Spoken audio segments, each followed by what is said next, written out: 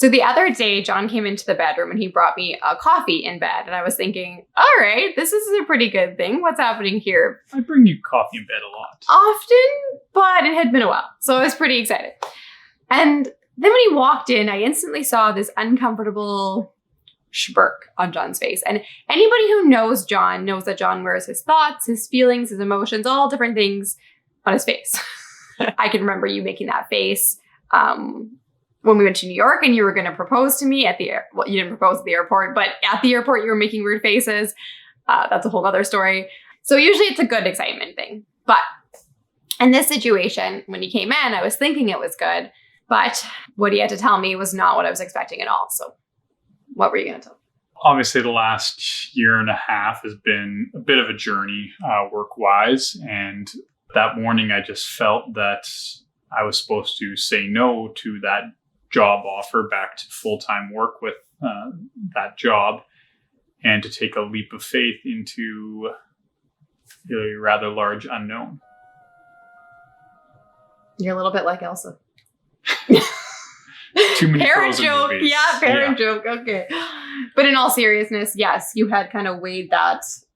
We had talked about it a little bit that you weren't feeling called to this job, right? That opportunity wasn't speaking to you the way you thought it would when. Well, everything on paper with the job offer seemed to be there, but I couldn't find this piece about it. And so you had come to me previous, and I think I kept trying to convince you to stay. And I really didn't let myself think about it anymore. I think just my cognitive brain kind of, instead of my heart, if you will, my brain just kind of kept talking, was like, this isn't going to work. We can't do this. And I would respond to that feeling instead of letting my heart really think about it. And so I took the time to honestly go and have a shower. And as people with baby kids know, that is the best time to kind of think in your short hours of your day, in case you have silence in there most times. And I really just went into the shower, and I mean, we are people who we identify as Christians. We are spiritual in that sense. So I did pray in that moment, and I was like, I don't know what the answer is here, but he has a strong peace in his heart about it. And I don't know if I do. So I was just kind of like, guide me. What is the answer here? And just halfway through that kind of prayer, I just stopped because I already knew the answer. And I knew in my heart that as hard as this decision was, that we had been wrestling this back and forth. But in my heart, if I allowed that heart kind of moment, if you will, to come through, I knew the answer was to quit. Have I ever told you the box story? Like how you and I stepped out of a box? No. Well, that's also a good story, that's but a okay. terrible story. No, it's great. So for a long time, I thought this was just like a really nothing story. Like I thought it was just like a dumb thing. So I was over at my friend's place and I was driving back home. I think it was like 3 a.m. and I was just exhausted and driving home, almost home. And there was just a box on the side of the road. Nothing special about it. I kept driving and I pulled into the driveway and I couldn't get this box out of my head for some reason. And it was just like, you need to turn around and go look at this box.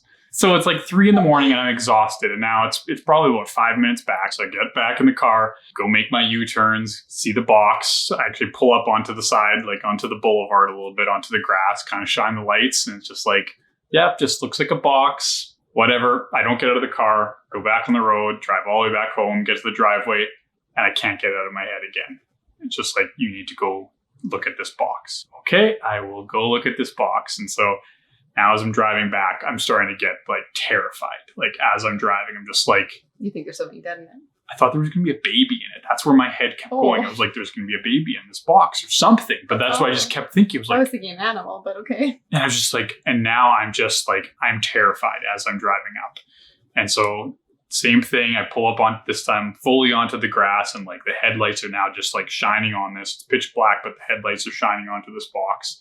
And I'm just like walking up to this box and I'm just like, I'm shaking. I'm just terrified. What is in the freaking box? We're all wondering. And so I walk up to the box and just like shaking, just like open it.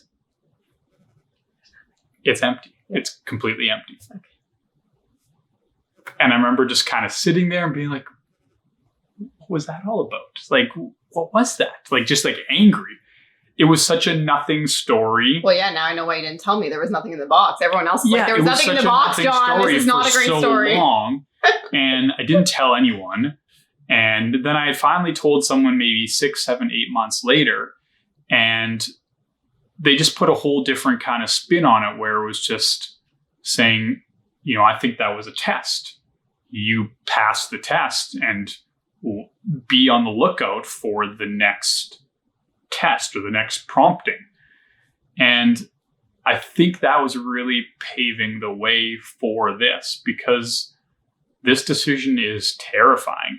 We don't have a plan. We have some things on our hearts that we want to do. I mean, I do have my job obvious as a backup, and people know that. I mean, I can go back at any point clearly, but that's not what we want for our family. I want to stay home till at least November, but ideally my plan was January, and that's the plan that we want to stick with. So we are walking here and stepping out in faith. We're hoping that whatever the next steps for you, or even us in some form, I guess, but particularly you, reveal itself as we go forward here. So we really wanted to share this raw moment with you guys, to share just that even though we have no idea and there are so many unknowns and so many scary parts to it, we are trusting, as he calls it, the prompting, and I call it more of a stirring, that feeling in your heart that when you really connect with it, it's there.